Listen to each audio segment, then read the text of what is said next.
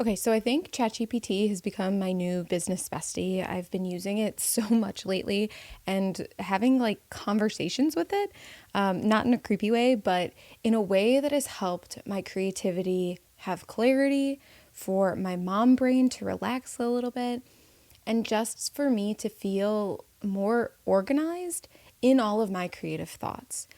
It's been really interesting to see all of the different things that you can put in it, the fact that it has a memory and can remember parts of your business, what you want to get out of things.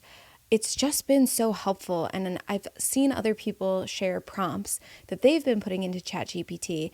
And that's been so interesting to just expand my awareness of what this can do for us, especially as slow living mom creatives who most likely are doing a lot of this by ourselves. And we have so many ideas. And then mom brain and the brain fog and the lack of sleep and all the other things that our mind goes to can make it harder to actually create things. And so for the past month and a half, I'd say, I've been using ChatGPT to clarify my ideas, to help me actually take action, and to just lighten the load of all of the things that I'm thinking about and deciding between. And it's just really become a huge tool. So I thought it would be fun to share with you all the different ways I'm using it, the questions I'm asking it, the conversations that I'm having with it.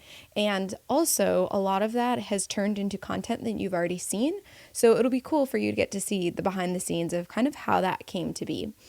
I also think it's just so important to share this information in community, and for not only me to share my recommendations, but for all of you slow living mom creatives here in this paid community to be able to share your recommendations with others too, because that's how we all grow, right? And it's just fun to get to share things that have worked for you and see what have worked for others. So I'm really excited to dive into this and show you kind of where my ChatGPT relationship, it sounds kind of weird, but where that all started and how it is now evolved into it helping me in a very significant way create these different projects and creative content that I am putting out.